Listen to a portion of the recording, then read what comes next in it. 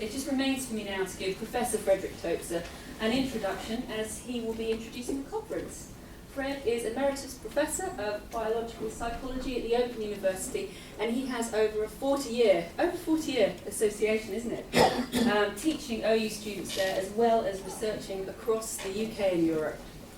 Fred has expertise in neuropsychology, abnormal psychology and pathology. He has published widely in peer-reviewed journals and written extensively on consciousness, emotion, motivation and stress. He is the author of numerous books. The most recent, How Sexual Desire Works, is a prize winner. And tomorrow you can find it on our bookstand. And I'm sure Fred would be delighted to sign your copy. Yeah. OUPS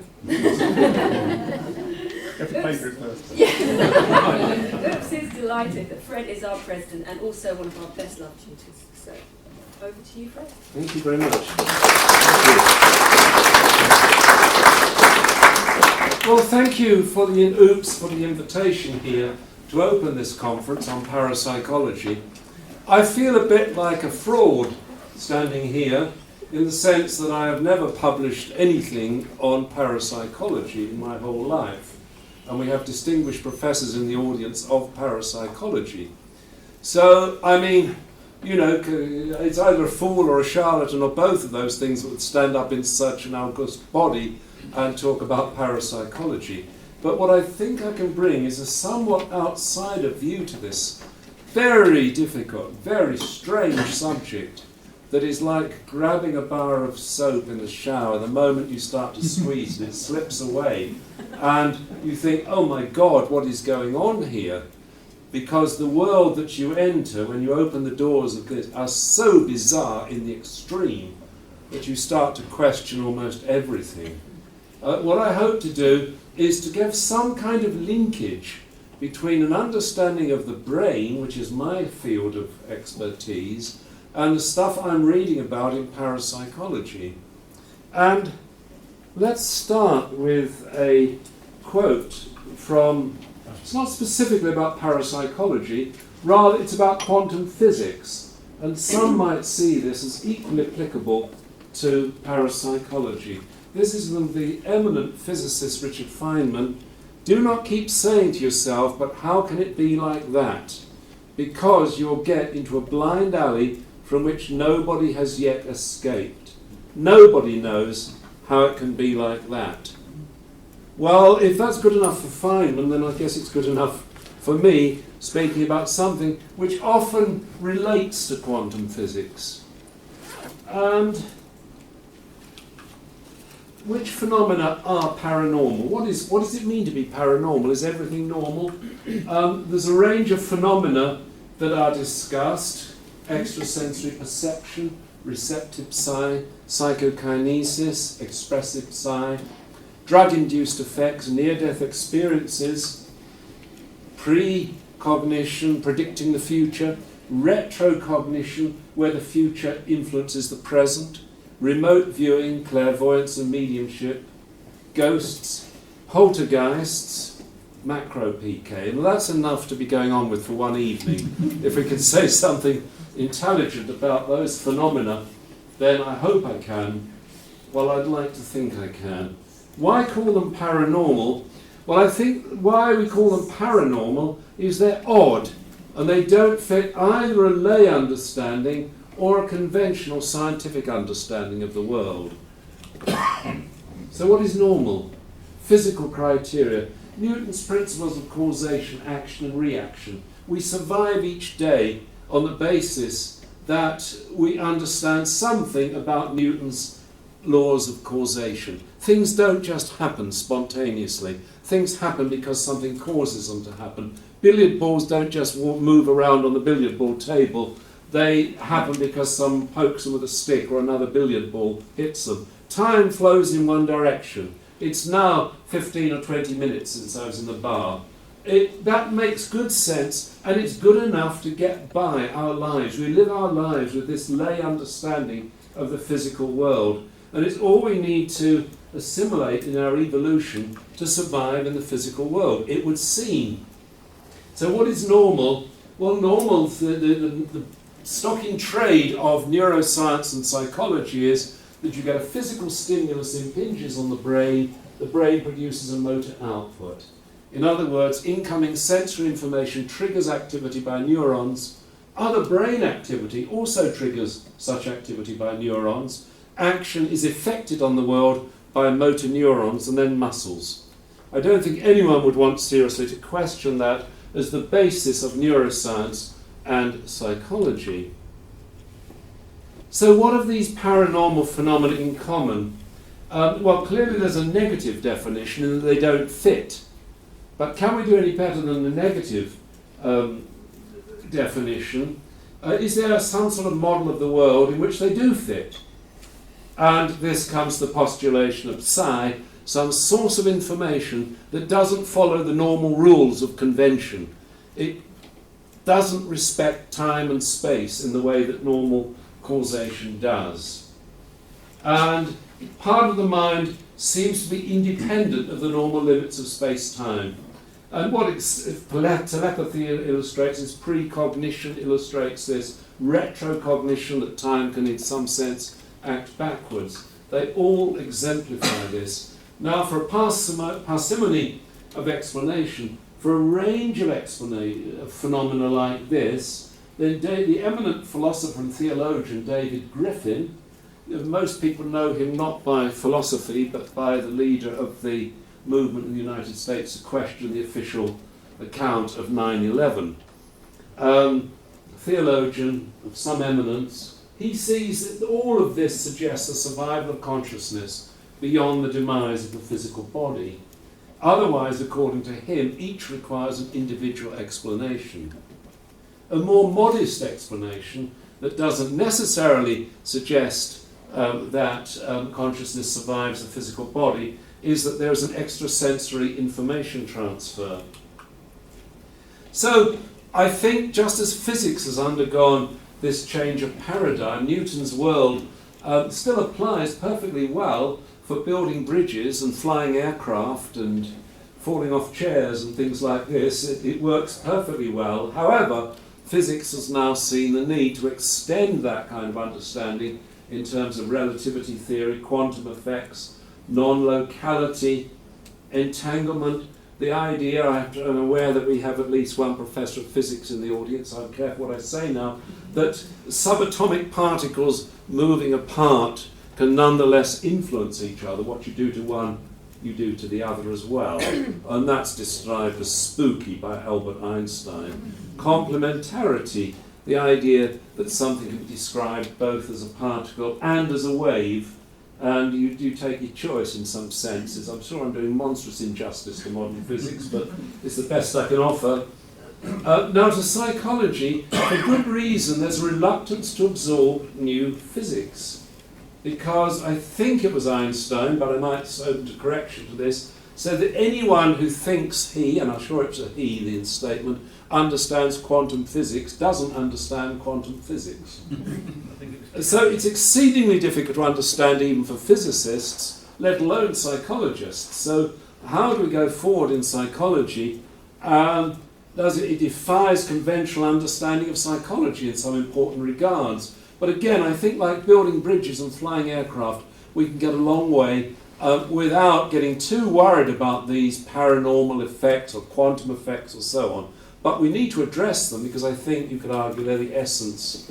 So anomalous, what are the criteria of what's anomalous by conventional standards? Does the mind have an existence and agency uncorrelated with brain events?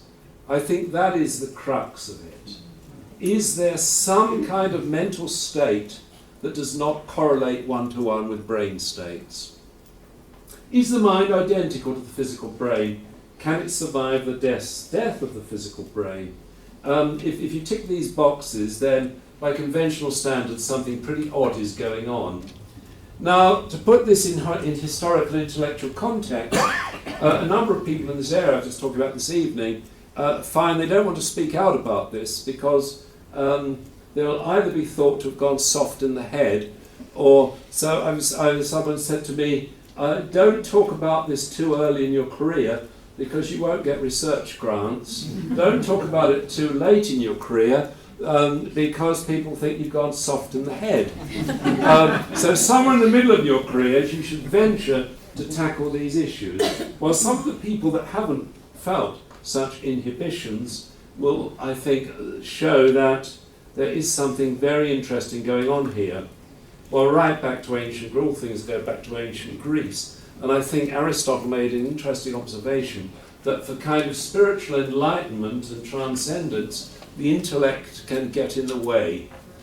So it sounds a strange thing to be saying that an organisation that's dedicated to the promotion of the intellect, that the intellect can get in the way. It sounds sort of sacrilegious. After all, most people coming to these weekends are developing their intellect. It was not very good to say it could get in the way, but that was Aristotle's claim, and I think there's some evidence to show that's the case.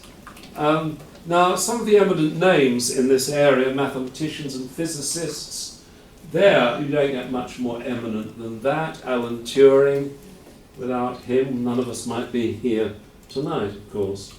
The statistical evidence, at least for telepathy, is overwhelming. Upton Sinclair, the American writer and social reformer, had a neighbour in Albert Einstein, and Upton Sinclair wrote a book about telepathy, his own experiments on telepathy, and Albert Einstein wrote a very flattering foreword to the book. So if Einstein's brain has not gone weak or soft, well, again, I don't think we should worry too much about ours going weak or soft. There are not many women present here, but here is one, a Cambridge physicist and principal of Newman College, president of the Society for Psychical Research, Eleanor Sidgwick. Brian Josephson, Nobel Prize winner in physics, Cambridge, genius even by Oxbridge standards by all accounts, as a vigorous defender of paranormal phenomena, such as the Russian girl who said that she could diagnose illnesses just by looking at the patient, and telepathy. We have Bernard Carr, I'm delighted to say, is here, sitting on the back row, as a student of Stephen Hawking.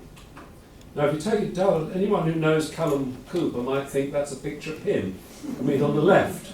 But it's not. It's a picture of Robert Lanza, an eminent American biophysicist. And on the right, psychologists will undoubtedly recognize B.F. Skinner. Now, B.F. Skinner, I'm not saying B.F. Skinner said anything very favourable to parapsychology, because he didn't, but Lanza certainly did, and Lanza was a student of Skinner for a time, and there you see at the bottom left is Skinner's burial place, or where his ashes are buried. And what Lanza says about Skinner is a very interesting observation. Once, while driving past Mount Auburn Cemetery in Cambridge, Fred, that's Skinner, turned to me and said, "You know, Rob, one day I'm going to be over there." That was 30 years ago. What's left of this great man is now marked by a small stone in the rolling terrain. It's hard to drive by in the spring when the majestic trees are all in bloom. I miss him. Well, I do too. But I am comforted to know that Einstein was right when he said, "Now Besso, an old friend, has departed from this strange world a little ahead of me." That means nothing. People like us know that the distinction between past, present and future is only a stubbornly persistent illusion. In other words, Einstein would be probably quite at home in this sort of event. We have Hans Berger here, fell for a horse, was nearly killed. His sister had an overwhelming negative feeling. Father telegraphed. Berger believed it was communication by telepathy and went on to pioneer the study of the EEG and psychic research on the side. You have Sir Rudolph Peters, biochemistry at Oxford and Cambridge, a believer in telepathy from his own research. In fact, he converted Rupert Sheldrake because there was an incident in the tea room at Cambridge when Sheldrake, along with all the other youngsters, was saying that all this sort of stuff was complete nonsense. And Sir Rudolph Peters said, "Well, you say that, but have you ever looked into it?" And they said, "No, we haven't. We know it's nonsense."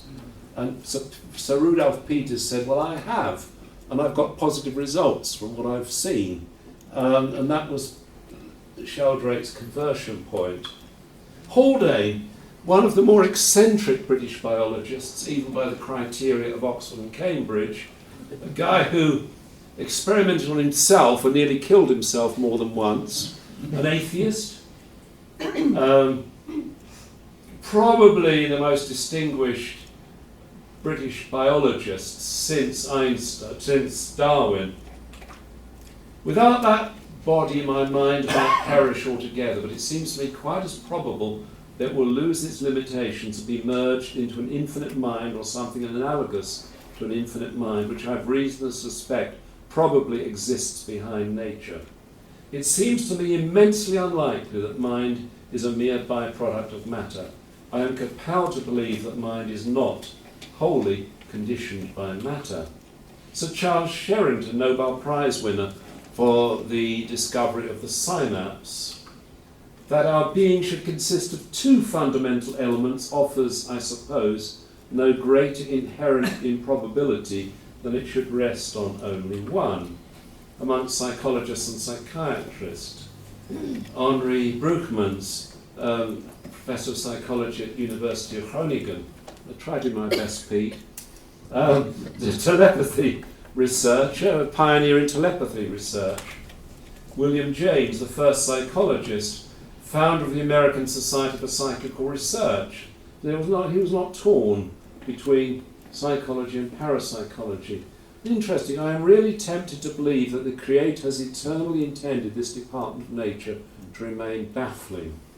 And I don't know, you seem to get near to these paranormal phenomena and then they go away from you again. William Mcdougall, President of Society for Psychical Research, first social psychology, believer in telepathy. Gardner Murphy, telepathy research. This is one most people don't know about, Sir Cyril Burt.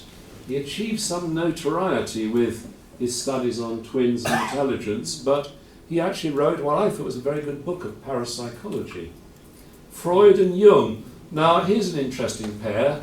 Of course, Jung was steeped in the paranormal. Freud was deeply sceptical. But here you have Ernst Jones on Freud in Paris. You often heard his name being called. Freud had to make a note of the exact time of each of these occurrences and then write to inquire what was happening to his beloved at that precise moment. Actions which clearly postulate a belief in the possibility of messages being transmitted in space. Jones claimed a conflict between rationality and superstition in Freud's mind. I don't believe in it, but then there's the famous incident at the bookcase where Freud visited Jung and there was something like a paranormal sound came from the bookcase and Jung said this is a message. Freud said this is nonsense and Jung said no it's not, it'll happen again in a moment, and sure enough it happened. Freud and Ferenczi visited a medium in Berlin and Freud admitted that she appeared to possess telepathic powers.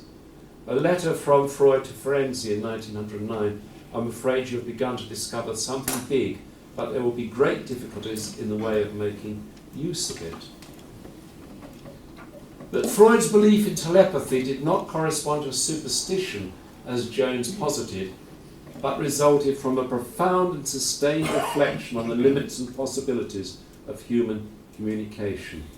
Freud claimed that his own experiments in telepathy yielded positive results, viewing it as gaining access to information held in the unconscious mind. Donald Mckay, Professor of Neuroscience and Psychology at Keele University in England, and one of the investigators of the split brain, where a section is done through the corpus callosum. Donald Mckay was insistent that if you split the corpus callosum, you don't split the conscious mind, or as he would also say, was almost synonymous with the soul. He rejected the idea that the two half systems do embody two free wills, and this is the patient J1. Perhaps J1's own spontaneous comment offered more than once is illuminating. Are you guys trying to make two people out of me? Okay, the physical and psychological worlds, brains and minds, hierarchies of control. I think this could bring some illumination to the subject. It's something I've been pioneering for a number of years, that the brain is composed of old systems and new systems. Old both in evolution and in development. And the old system is fast, automatic, stimulus-driven, sometimes unconscious. The new system, new in evolution and development, slow, cognitive, conscious. The old system, weight of control upon subcortical limbic brain regions. The new system, weight of control upon prefrontal cortical regions. I use this analogy of an old system and a new system. So it's as if you have an old house, but it has all modern conveniences, electricity, water, gas built in, but you've still got the combination of the two. You have the old house with all the modern refinements attached to it. And the combination somehow has to get along. So newly emerging brain regions in terms of both evolution and development added onto older brain regions. There can be cooperation or conflict between the layers. Often low-level desire but high-level restraint. That's a situation of temptation. This has some similarities with Freud, with the id and the superego, and with Skinner, the reinforcement and rule-governed behaviour. And here you see Freud, a man who has grown rational and sceptical, may for a moment return to a belief in spirits under the combined impact of strong emotion and perplexity. That makes very good sense to me, that it is sometimes said there were no atheists in the foxholes in the First World War, and maybe it's something like this. So how does this mysterious entity called psi interact with the physical brain? So here you have, without any psi, you have neural events, and you have a brain, nervous system, also neural events, and so you go through a sequence more or less, and you come to output side. But then some, such as James Carpenter argues, that this non-physical psi can interact with this sequence in some way. Interesting, it could well do so at an unconscious level. It doesn't have to be conscious. I think Chris Rowe will talk about this. It could well be interacting at an unconscious level. Now, identity theory doesn't really permit paranormal phenomena. So, and this is doubtless the most popular model in neuroscience at the moment. So according to this theory, you have neural events here, and here you have the brain, the conscious brain here, and neural events coming out here. What identity theory suggests is that the state of mind is synonymous with the physical brain. It doesn't have any independent existence. So it's another language system for describing the physical brain. Here's someone who challenges this idea. Sir John Eccles, the co-discoverer of the chemical synapse, Nobel Prize winner. His idea is rather this, that you have these neurons that are both in the physical dimension and in the conscious dimension, but they are influenced from something outside the nervous system, mental events. They dynamically interact. While Penfield, the neurosurgeon, suggested something along these lines as well. He spoke about brain-mind links, whereas according to identity theory, there are no brain-mind links, because the brain-mind is one entity. They don't link. I mean, I say that's fenêtre or window. The two descriptions describe the very same thing. They don't interact with each other. There's not a window, and over and above that there's a fenêtre. They are the same thing. Whereas Penfield and Eccles are suggesting that there is a mind that is distinct from the physical brain. And Penfield argued mind comes into action and goes out of action with the highest brain mechanism. It is true. But the mind has energy. The form of that energy is different from that of neuronal potentials that travel the axon pathways. This comes a lot of surprise to some people. Hans Eysenck. No, you don't get anyone more down to earth than him. But nonetheless, he was perfectly prepared to entertain paranormal ideas. In fact, he hosted a conference at the Maudsley Hospital of Astrologers once. It seemed to me that if any parapsychological abilities existed, they would be primitive. If that were true, then the activity of the neocortex would tend to suppress them. Cortical arousal is low in extroverts and high in introverts.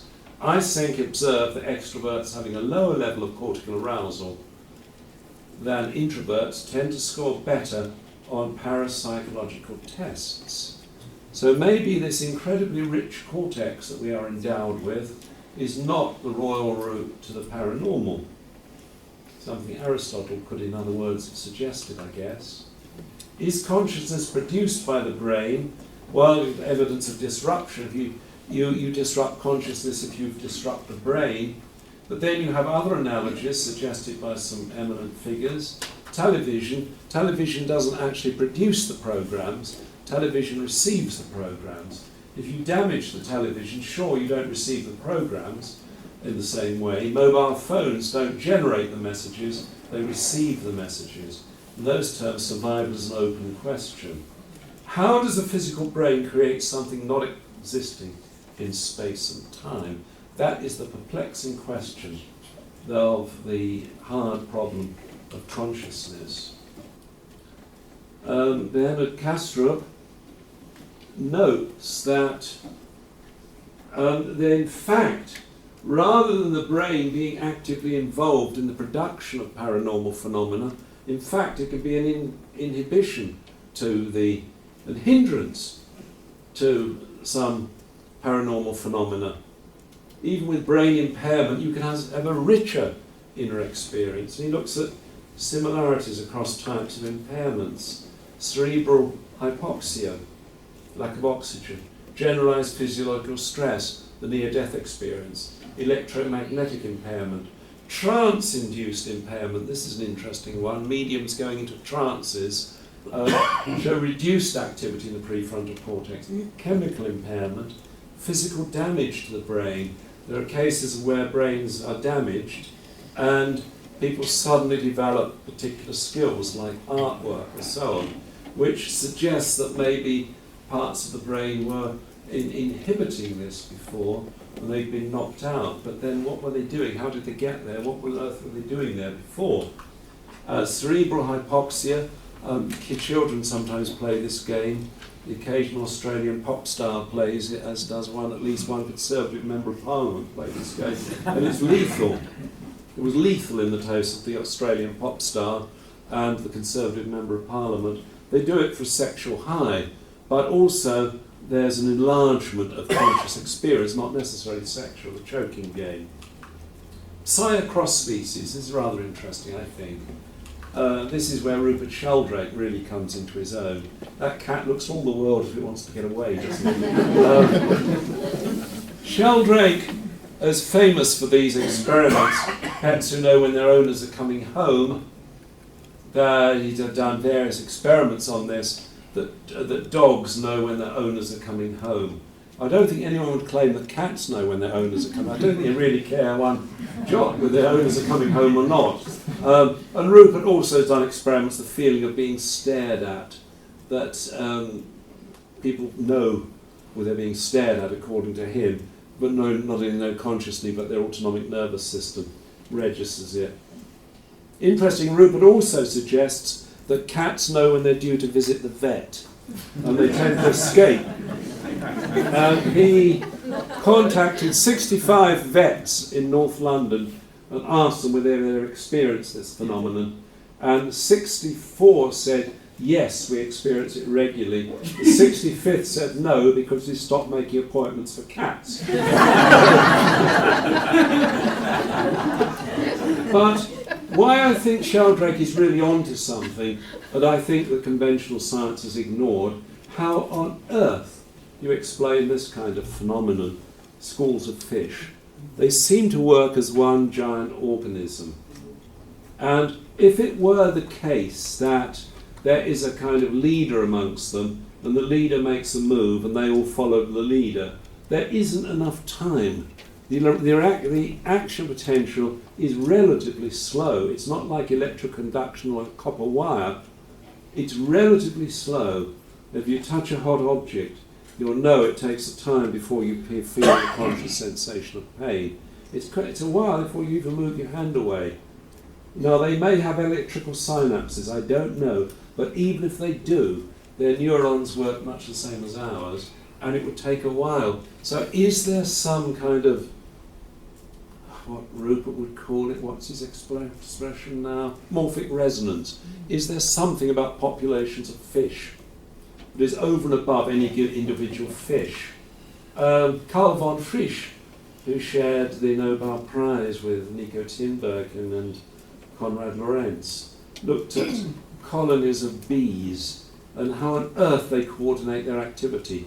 Maybe there is some sort of master coordinator that isn't in the brain of any given bee. And here we have Vladimir Bekhterev, an eminent Russian physiologist who was co-discoverer, in a sense, with Pavlov of the conditioned reflex. He experimented and claimed to get evidence of telepathy with dogs. So what are these properties of psi? Rex Stanford, he argues that psi mediated instrumental response. And this has a lot in common with Skinnerian and Pavlovian psychology. It rings true if you've studied Pavlov and Skinner. He argues psi acts unconsciously without intention to use it. It acts in accordance with approach avoidance, which, e.g. emotional reactivity, would be taken if in receipt of corresponding sensory information. That's a long-winded way of saying it, but we know that with Pavlovian conditioning you can anticipate the future, but you can do so only based on the present. You know that the history of associating the bell with the food means that when the bell is sounded, the dog anticipates the food. That fits conventional scientific principles. Stanford, if I understand him correctly, is saying that psi makes things even better, even faster. It's even more biologically adaptive because the animal can anticipate the future before it even happens. Okay. It might or might not be adaptive in the Darwinian sense. And J. Carpenter says psychic experience is actually going on all the time. Because it traffics with things that have not reached the physical senses, it is our first line of engagement in the world, our first outpost of information. Richard Broughton, formerly of the University of Northampton, argues the obvious evolutionary advantage of psi in any species. Presentiment, knowing the future before it even happens, something studied by Dean Radin amongst others, it would obviously serve a biologically adaptive purpose. That, of course, doesn't prove it's there. There are many things that we could speculate would serve a biologically adaptive purpose, but haven't actually been assimilated by evolution. David Luke, who is due to speak later at this conference, we may all be continuously psychic, albeit subtly, and yet remain consciously unaware of the fact, even though our body apparently reacts on our behalf. It makes economic sense in evolutionary terms. He raises the issue, does this prevent overload? Are we not conscious of psi because we have a limited processing mechanism of conscious awareness? Is it weak so as to be masked by sensory information? The relevance of the Ganzfeld studies, which suggest that it is. These are studies where people sit with billiard balls over their eyes, cut off from all sensory information, and they're able to score better in telepathy than if they're bombarded with sensory information. So maybe psi is only evident at a time when there isn't much else going on. Here, where we need to sharpen our logic, we have to be very careful, because skeptics out there are utterly ruthless and will tear you to shreds if you give them the slightest chance to do so. So here is a case in point. The Georgian Soviet researcher Luria, some people have claimed that he showed psychic properties, but I don't think he necessarily did.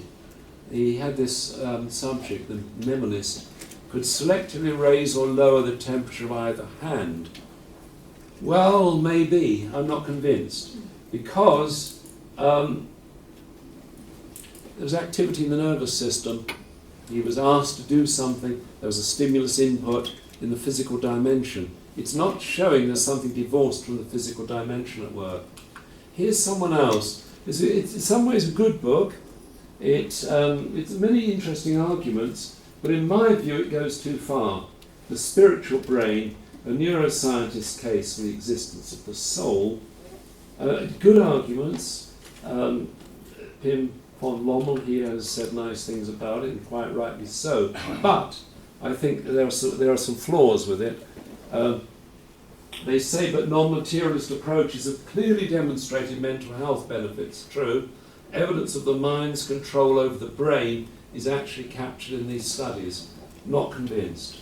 Women and young girls can voluntarily control their level of response to sad thoughts. People who suffer from phobias, such as spider phobia, can reorganize their brains so that they lose the fear. That's undoubtedly true, but it doesn't show that there is a mental dimension divorced from the physical brain that nonetheless exerts action on the physical brain. I think it's weak in that regard. The role of drugs, this is an interesting one. Now, the notion, which others will talk about, advanced by amongst others Aldous Huxley, the brain as a reducing valve to prevent overload. That the brain filters out a certain amount of information, otherwise it would overload, and he tripped on mescaline and claimed to get an expansion of consciousness, suggested that this expansion of consciousness was due to removal of the interference with this by the physical brain. David Luke, who's speaking this weekend, reiterates this kind of argument, the brain as a reducing valve or filter. It seems that Henri Bergson was the first to suggest it. Psychedelics reduce the influence of this filter. David Luke suggests the pineal gland is a site of this, involving serotonin. Note that, interestingly, that Descartes also suggested that the pineal gland was the site of mind-brain interaction. So in some sense, history's going round for about 400 years. This is a particularly interesting quote, particularly interesting for anyone into paranormal phenomena. Reduction in activity in certain prefrontal brain regions with the use of psilocybin, magic mushrooms. Reduction in activity. We would expect that if you're having these fantastic experiences, that it's increasing the activity of the brain. It correlates with the decrease. Now, David Nutt is a pretty tough number. You might remember him from the guy who was sacked by the Home Secretary for saying that ecstasy was no more dangerous than horse riding. And so he was sacked by, I'm sorry to say, a Labour Home Secretary, not a Tory. This is a very telling quote. Here you have a hard-nosed, no-nonsense scientist saying that, not a mystic or a fanatic or anything like that. This finding is consistent with Aldous Huxley's reducing valve metaphor, which proposes that the mind-brain works to constrain his experience in the world. It clearly doesn't do just that. I mean, if you have no brain-mind, well, Pim von Lommel will talk about this, it does more than just this, but maybe one of its functions could be to reduce conscious experience. Psychic surgery, now, heaven knows what you make of this. I was invited some 25, 30 years ago to a demonstration of this by Filipinos in London, and I watched it very closely. I couldn't see where they were cheating, but I wouldn't be the one to spot it if they were cheating, because I'm not trained in the techniques of magic or conjuring or anything like that. But as far as I could see, it seemed to be perfectly genuine. And maybe I'm being naive. What I saw was a chap point his finger at a cyst on the skin and move it like this, a distance about 6 inches from the skin, and the skin opened up. He pulled the cyst up and closed it up again. That's what I saw. Now, maybe it was trickery. I have to accept that it could well have been trickery. At that demonstration were two figures. The one on the left is Arthur Ellison, who was at the time president of the Society for Psychical Research. The one on the right is David Berglash, who was president of the Magic Circle. One of them said, "This is fraud." The other one said, "I cannot detect fraud." Now, you might well suppose that the one on the right said, this is fraud, and the one on the left said, I can't detect fraud. It was the other way round, strange as it may seem. Bearglash said he couldn't detect fraud. Ellison said the whole thing was a sham to me, complete farce. It was an attempt to sell their books. So not to be beaten by this, I was in the Philippines shortly after this, so I went and made my own observations. This chap is doing psychic surgery. I stood very close and watched him while he did it. He appeared to put his fingers in the body of the woman and pull out diseased tissue. Then he said to me, have you got anything wrong with you? So I said, well, you know, my brain's not working too well. He said, well, get on the table then. So I got on the table, and when he came, this is interesting, see, when he came near me, I could feel the temperature rising as he came nearer to me. The whole room seemed to get hot as he came near to me, and I felt his hand on my head, and he then held up some bloody tissue, and he said, you've got too much pressure on your brain, and he chucked it on the floor. And I said, thank you very much, and off I went. Now, I don't know, you see, I think about this very frequently. Is it simple fraud? Is it clever conjuring? Is it something, as he says, that is divinely inspired? Or is there some compromise middle position? Is it some gigantic elaborate placebo effect? Because people do seem to get better with this. I don't know. I'd be most interested to know what other people say about this. Now we're getting ghosts. Do they communicate? Could they represent a time warp? This is York, the treasurer's house in York, where one of the textbook cases of hauntings has been reported. Most vividly by this chap who was a plumber, later became a police officer. His report was he was working in the cellar. You go down the cellar, it's open to the public, you go down there and see if you can see the ghosts. He said he was working in the cellar and he started hearing trumpet calls. He looked up, there was no one down, where's this trumpet coming from? And out of the wall marched Roman legionnaires. They walked across, they took no notice of him, they disappeared up the opposite wall. And he stuck to that story for years and years and years. And according to him, when he came out of the cellar, people said, you looked a bit surprised, have you seen the Roman soldiers? I don't know what to make of it. The interesting thing is, they didn't interact with him in any way.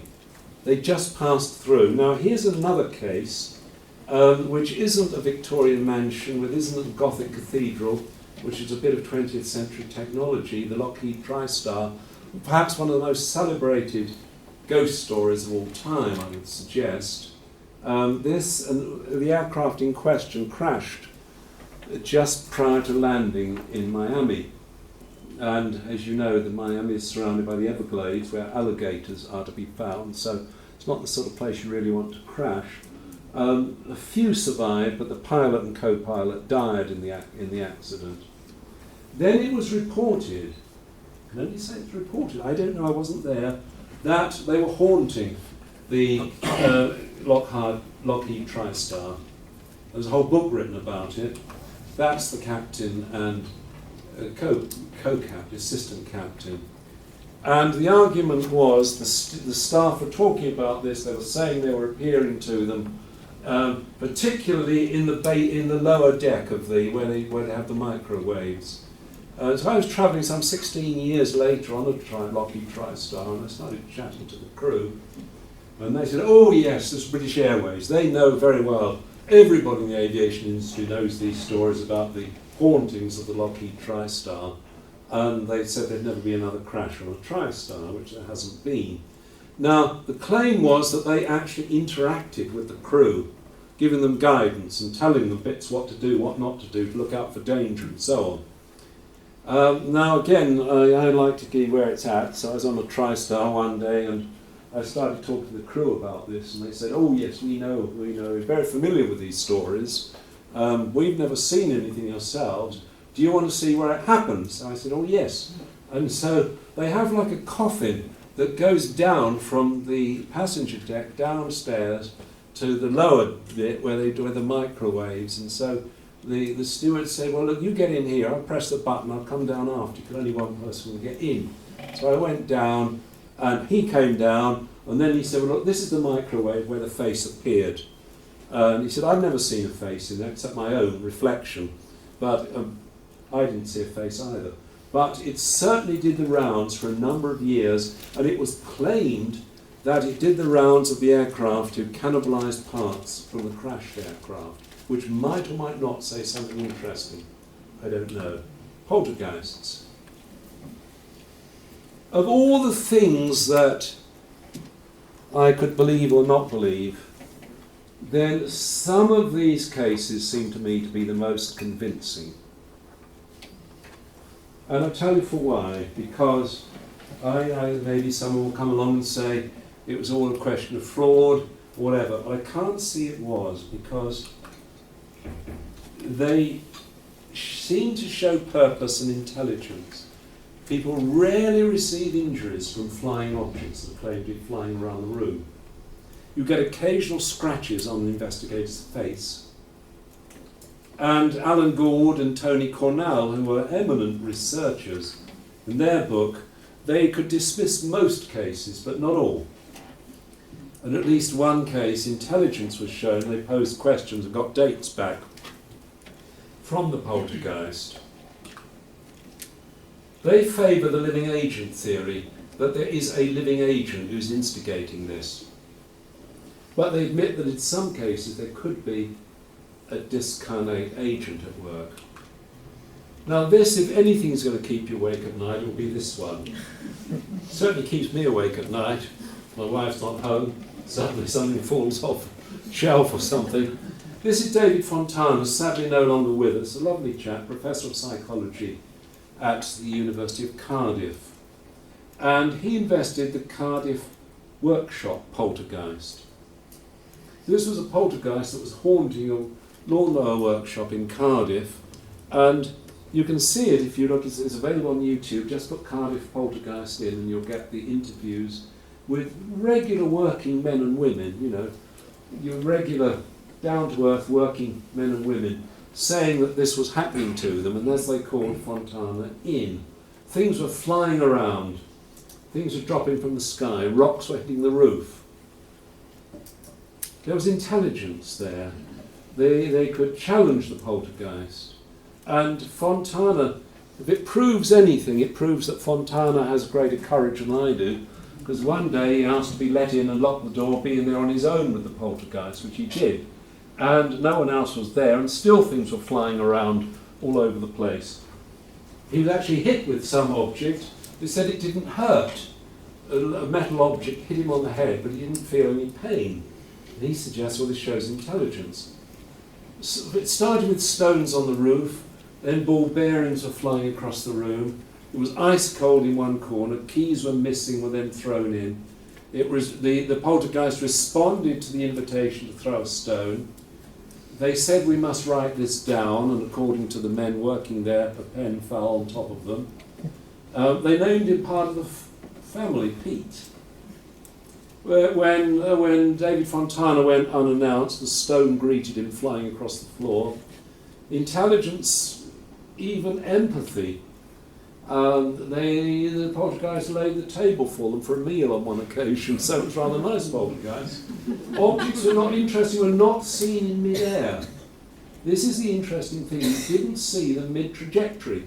You heard and saw them hit the ground, but you didn't know where they were mid-trajectory. Now, a number of people witnessed this. A customer fled from according to Fontana, fled when these things started happening. A Baptist minister was witness to it, 2 insurance agents, a visiting salesman and a police officer all witnessed this. That's why I think that you've got to take it seriously. And one day they saw a ghostly image of a tiny body. They would get apports, money would suddenly appear, 1912 corn would appear from nowhere. There was no teenager present except this ghostly image. And when Fred, who was called Fred, moved to his home, they sold it, then the ghost followed him home. Now Fontana notes, interesting point, morning after scepticism. He said he'd witnessed all these things. The next morning when he woke up, he thought it cannot be true. He doubted it, so he felt he had to go back and test again. Now, near-death experiences, I think my final topic here. This goes back a long way. It goes back to ancient Greece. Here is an example from the Netherlands. Ewan, or some might say Hieronymus Bosch, in the 15th, 16th century. You see the white light there, and you see the bodies moving towards the white light. Now, some interesting recipients of the near-death experience. A.J. Ayer was the Richard Dawkins of his day, the most dedicated atheist, militant atheist, a dismisser of anything that couldn't be measured. It was called Freddie Ayer, actually, although it was A.J. Ayer, Oxford philosopher, professor of philosophy. Living with Freddie, they said that Freddie became much nicer to live with after his near-death experience. And Freddie wrote, "I saw a divine being. I'm afraid I'm going to have to revise all my various books and papers." Freddie was in hospital. He was planning to visit his mistress in Paris, but I think that he stayed in hospital so long he couldn't get to visit the mistress in Paris, so he was thwarted in that, but he had this near-death experience. We have the pleasure of Dr. Pim von Lommel, sitting here in the back seat now. His book really was merely a Bible of this area, if you like. It's for sale in the bookstall, Consciousness Beyond Life. More recently, Eben Alexander, a neurosurgeon in the United States, had such an experience. If everyone had a near-death experience, he argued it could change the world. He suffered bacterial meningitis. It attacks the cortex first, note the cortex, and then invades subcortical regions. Few live to tell the tale. He argues movement, even the dead, automatic kind, initiated by the most primitive reflex loops of my lower brainstem and spinal cord, had dwindled almost to nil. Now, proof of heaven, I'm not sure I'd go quite that far. I think it's a strong suggestion of heaven, but proof, I think I wouldn't go that far. And the reason I wouldn't go there, you might be right, I don't hope he's right. Can't wait to meet my parents, hope he's right. But why I'm slightly sceptical about this effort is that he claims he had a guide, a spirit guide. A beautiful girl that showed him around, showed him butterflies, fields of butterflies and so on. And then he came back and recovered, miraculously recovered, and he didn't know who this girl was. Then subsequently he saw a photograph of a deceased sister, and he said, "That's her." Now, if only it would be like a police lineup, if only he'd been asked to select the photograph from control photographs, I think the argument would be so much more convincing. I don't know, even the skeptics will say that Pim will tell the story much better than I will, whether in fact all this primitive reflex loops were really non-functioning. It seems as if they were. It seems quite an extraordinary story. His lower brain is partially functioning, but it's his higher level functions that we need, and they're all still completely absent. Again, if that is the case, it would fit a pattern that knocking out the higher brain regions give access to something beyond. Someone many of you will know, a pop star, member of The Who, a famous 60s, 70s outrageous pop band, suffered viral meningitis. He found an incredible peace.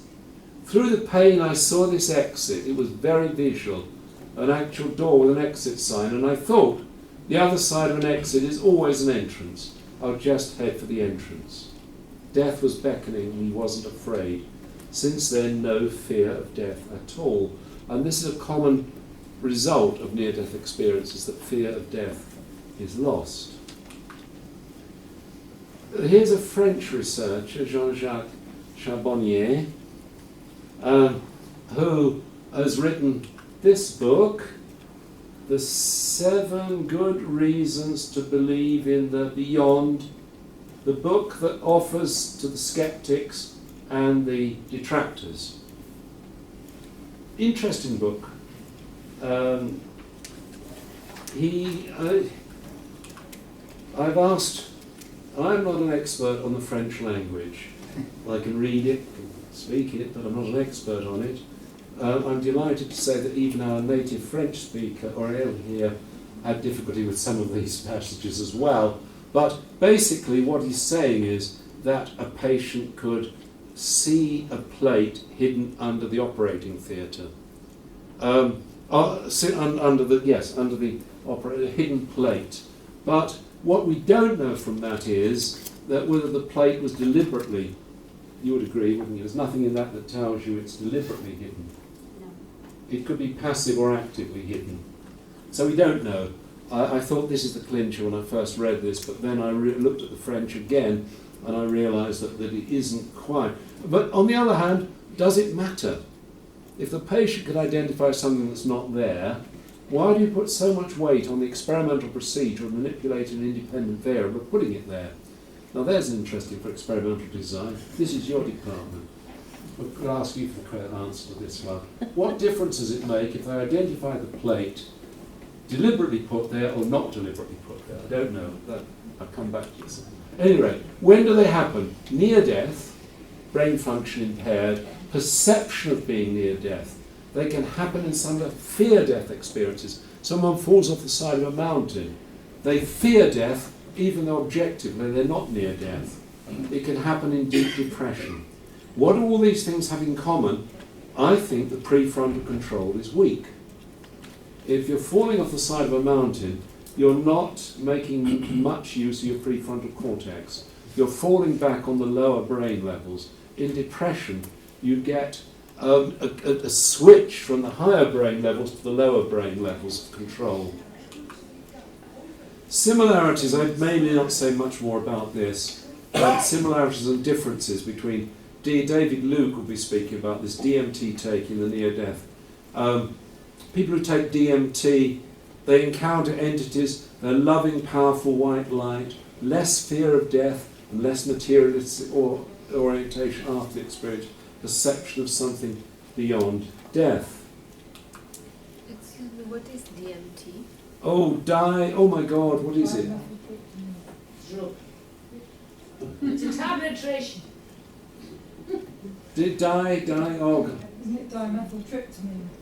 We'll settle for that. David Luke will tell you tomorrow. Do you know tryptamine or ayahuasca? It's the same. The same, Ayahuasca. which is used in Latin American rituals, yes. Yes, there we are, there's the answer. Yes. Okay. Low oxygen levels and high carbon dioxide levels trigger only some features of it. They lack the life review. Release of endorphins, pain relief from this source is long-lasting, whereas if the ND it ceases abruptly with the return to the body. An endogenous ketamine-like substance. Again, the exogenous version triggers only some of the effects. That's nearly there now. My only reservation about some of this is the argument goes that the chemically induced effects and the near-death experience, they're lacking, this is true, they're lacking some of the features. But with the near-death experience, a person knows they've been near death in the kind of thing that Pim von Lommel studies. So it could be that the knowledge they were near death puts a different construal on the more low-level brain mechanisms. Now, to finalise the key points, parapsychology and more broadly psychic research exemplify serious science. Many of the greatest thinkers in world history have believed in paranormal phenomena. We need to be careful exactly how we define the notion of paranormal and what is the relationship between psi and the physical brain. And that is me done.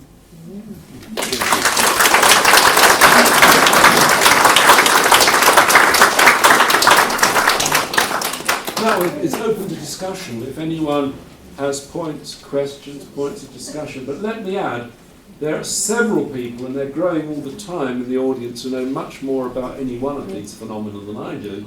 So I might well defer to them. Simon, I should have known your hand would be firm. Yes, it would. Yeah. Can I clarify, are these individuals actually physically growing at this very moment? Or the number of people that are in the audience are growing? Sorry, can you explain? Can someone decipher that question for me? Yeah. You said they were physically growing at this moment. In numbers. You didn't specify the number. Well, say paranormal. Paranormal, in numbers. Yeah, saw your hand next, yes. Oh, right. Sorry, you next. Yeah. Could you extrapolate that psychokinesis and telepathy could be a form of quantum entanglement? Could I? I don't. I wouldn't know how to answer that question because I don't know enough about. There are similarities, yes, and you might suppose that if things can happen at a subatomic level, they could equally well, if not more so, act at a much bigger level. But there may well be people in this audience much. Here, come on, Bernard Carr, you're the person to answer this. It's quite a popular notion. Dean Radin, for example, has written about this. So could you speak a bit louder, Bernard? It's quite a popular notion, which Dean Radin has written about, that entanglement, which is a respectable phenomenon in physics, may have an analogy, or maybe can extend it to mental interactions.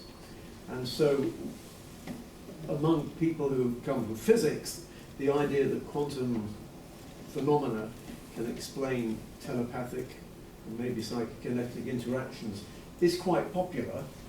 I mean, basically, it's, as Fred said right at the beginning, quoting Feynman, nobody understands quantum theory, and therefore, if you've got two mysteries, it's tempting to try and relate them. But I have to say, my personal view is that quantum theory and phenomena like entanglement are not a full explanation of these sorts of phenomena. What's interesting about quantum theory is that it hints that consciousness does play a role in physics. And so I'm sure it is going to be a part of the final explanation. But I don't think it's the full explanation because it's like saying, you know, we've explained mentality or consciousness in terms of quantum theory, but we don't understand quantum theory. So it's just putting the problem one stage further back. And I think what you really need is some deeper theory which underlies both quantum theory and consciousness and psychic phenomena. But I can talk about that more on Sunday. Thank you. Neil. That was a great tour of all sorts of different phenomena. And that's the bit that worries me, that it seems to me that there were lots of different phenomena that you referred to, poltergeists and telepathy and psychokinesis. And yet you're putting them all together under this umbrella of psi, as if it's sort of one phenomenon. And that worries me because if you can then demonstrate absolutely beyond all doubt, as it were, that card guessing or some sort of telepathic phenomenon is on, that it really is, then it seems to open the whole of psi up. Whereas I don't think it does that. I think that would demonstrate that there is non-physical communication between people, but that would have not necessarily anything to say about psychokinesis, about near-death experiences, or about any of these other phenomena. So I think there's a danger in clubbing them all together under one. I think at least we can distinguish between things that are about things in the world, poltergeist would be an example of that, and things that are just in people's experience. And towards the end, there were some things there which were odd experiences that people have, which they would have in mental illness, etc., etc., and seems to me to have no necessary conclusions that you can draw from that about the nature of, as it were, the universe or the paranormal. These are abnormal in the sense of clinical experiences, some of them, but it's that distinction that I would want to make between abnormal and paranormal. Yes, except I think, I take your point in a sense, But in another sense, I think that once you open the door to anything, in some sense, you've opened the door to a whole range of phenomena that simply beg for an explanation beyond that of classical mechanical causation in terms of axons, neurons, synapses. Now, if you can show that there are instances where communication can occur and can be receptive to a conscious or unconscious mind that is not mediated via the classical story of axons, sensory neurons, motor neurons, that I would say is possibly a necessary condition. Maybe it's not a sufficient condition, but maybe it's a necessary condition to be able to open the door to intelligently discuss these other phenomena, rather than, as some do, dismiss them out of hand, that they cannot possibly be the case. But that seems to me, you're saying it's either A or B. There is a middle ground which says that maybe that sort of telepathic, let's say, communication is not, within the spectrum that we normally communicate, but it's something natural in the world, but it's outside our, what we normally are measuring and so on. Almost as if someone who's got, ultra red or whatever it is, infrared sight, it's not a non-natural phenomenon. It's natural, but it's not within the norm. Yes, sure, but it would rely upon its ability to trigger neurons, sensory neurons. Yes. So and as far as we can say, psi doesn't depend upon an ability to trigger sensory neurons, and telekinesis does not rely upon motor neurons and muscles. And that seems to be such a fundamental shift that you're saying, in effect, that these phenomena can be brought in from the cold. Maybe you don't want to say any more than that. What do you think, Chris? This is Chris Rowe, Professor of Psychology. I think it's quite right, first of all, that we've got a hodgepodge of variety of phenomena, and it's highly unlikely that one single explanation would account for all of them. In fact, I think it's highly unlikely that a single explanation will account for all instances of ESP, say, or all instances of PK. Beyond that, I think it's worth stressing that our starting point is that the phenomena we're interested in will have a natural explanation, whatever that is. So we're interested in understanding the nature of reality, whatever that is, that the phenomena inherently will fundamentally be lawful in some way, that we're open to the idea of so-called normal explanations, ones that encompass conventional psychology in particular, can apply to and explain away some of the phenomena. But the problem is that quite a few of the phenomena are quite intractable. They don't fit very easily into the standard classical model of psychology we have, and they require further interrogation to explore what's going on. I would say a majority of parapsychologists are not dualists, for example. They're not peddling a particular mystical or spiritual agenda through the work that they do. They're just interested in explaining and accounting for people's experiences. The greatest frustration is that Fred started off by describing phenomena as bizarre. They're only bizarre among academics.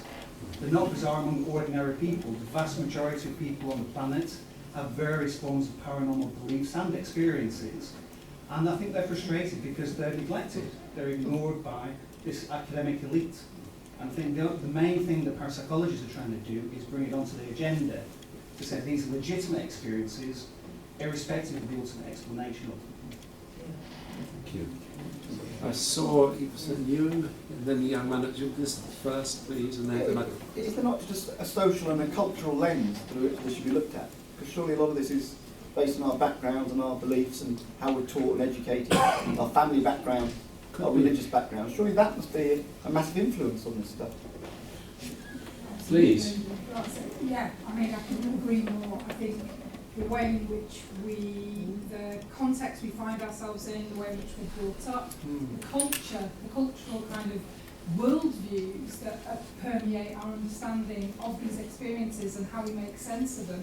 The fact that we live in a materialist paradigm within the West dictates how we understand them. The fact that we have believers and skeptics, rather than that it's something that's integrated into the way in which we understand and make sense of the world. I couldn't agree more. And if you're still here on Sunday, right at the end of the conference, I'll be talking about it. round the back. I just want to understand psi. Is that an umbrella term to encompass everything that's paranormal, or I mean, like, would it include magic? Would it include possessions? Would it include everything? Is that what it's being used for? Well, it includes a lot. I think maybe Bernard Carr will speak more about this. My understanding is that it is a means of communication in the world that does not follow the classical principles of causation. That's good enough for me. It may not be good enough for you, of course. It may not be good enough for Bernard, but I think we'll thrash it out in his session. There's much more expertise there than I can bring to bear on it, exactly what this element called psi is. It's something to me that doesn't follow classical principles of causation, but nonetheless is responsible for information transfer from A to B, and is able to interact with nervous systems, minds, conscious, unconscious minds. That's all I can offer, really. Do I see any other hands? Your hand, yes. Oh, thank you. Is that the clue then? Q for the drinks reception. Right, now, I'm sorry to tell you that our speaker tomorrow is ill and cannot make it tomorrow morning. So what we thought we would do is that Chris Rowe, Professor of Psychology at Northampton University, has been doing research on mediums, and he and I will launch a discussion. We tried desperately to get a substitute speaker for Tricia Robertson, who's quite a unique figure, a character. I mean, she'd be almost impossible to replace, I would say. She's a devout believer in mediumship. She did the study with Archie Roy. It's called the Robertson-Roy study in Glasgow of mediums. I'm afraid illness, even people with a paranormal link, is subject to the bodily failings of the mechanical body. But we'll do our best to do something that will entertain and inform you. Will that give a description of cold reading, as they call it then, or something? Well, she tried every possible means to eliminate cold reading, as has the Windbridge Institute tried desperately. I mean, clearly, with cold reading, what you mean is you pick up subtle cues. So you say, you know, do we have a Jack in them? Or no, maybe not. Do you have a John in the audience? John, no, I'm hearing a Josephine. Yes, you're Josephine. And you pick up, you look, and you see this person looks like a whatever. And you say, well, did you have someone in the spirit? Well, yes, I do, actually, yes. Well, how many of us don't have someone in the spirit? So that's what you're getting at. But researchers are very much aware of that. And they made Archie Roy and Tricia Robertson made every effort to avoid it, as they do at the Windbridge Institute in the United States. I mean, triple blind studies, and still get positive results. The people that try to rubbish this, like Dawkins, for example, will go along to some sort of Salvation Hut, army hut in West London on a Friday evening, and some amateur is there doing this, you know, do we have a Josephine in the spirit world or something? And they'll say, well, this is complete rubbish. Look, you know, we can see how it's being done. But, you know, they underestimate the degree of sophistication which researchers in this area exhibit. Now, you know, here we have one of the experts on this. You will talk about this. Well, I can bring a couple of slides from over it, the chapters on cold reading. Yes, please. Bring it to 9 o'clock tomorrow, yes. And we'll attempt. We won't speak with it. I won't wear a dress, so I have a Glaswegian accent, but best to. Disappointing. Yeah, you promise. No, you're. Whoops. Oh my God. Oh, I shouldn't have these things here. You have a free drink, don't you? Yes, it's 9. I think we've got a little bit of time to wait there. So if anyone else has any points of discussion, objection, approval, questions, then we have a bit of time free. We have gathered a number of our experts here. Bernard Carr here, physicist, student of Stephen Hawking, colleague of Stephen Hawking, Pim von Lommel from Arnhem Hospital, formerly from Arnhem Hospital, Madeline Castro from Leeds, Trinity University. Madeline. What did I say? Trinity. Trinity. It's a different universe. Oh, I'm thinking of the one that's in, it's late in the day. It's Madeline Castro, in any case, from Leeds Beckett University. We have Chris Rowe, Professor of Psychology at Northampton University. And we have Peter Naish here, our resident tame skeptic, who is tomorrow evening's entertainment. No, into serious lecture, I mean. And so, we'll attempt to give you a fulfilling week. And we're expecting 2 more souls, one of whom at this point in time is somewhere around Pasadena. We trust he gets on a plane all right. I don't know what's happened to David Luke. He also lives in an alternative universe some of the time, doesn't he? So maybe He says he'll be here tomorrow, but he might have to be here tonight because he has a child mind or something. Child minding, okay, very good. But we're all here, so if you want to chat to any of our speakers, I'm sure they'll be very happy to speak one-to-one to folk or whatever. But so let's get our free drink. Thank you.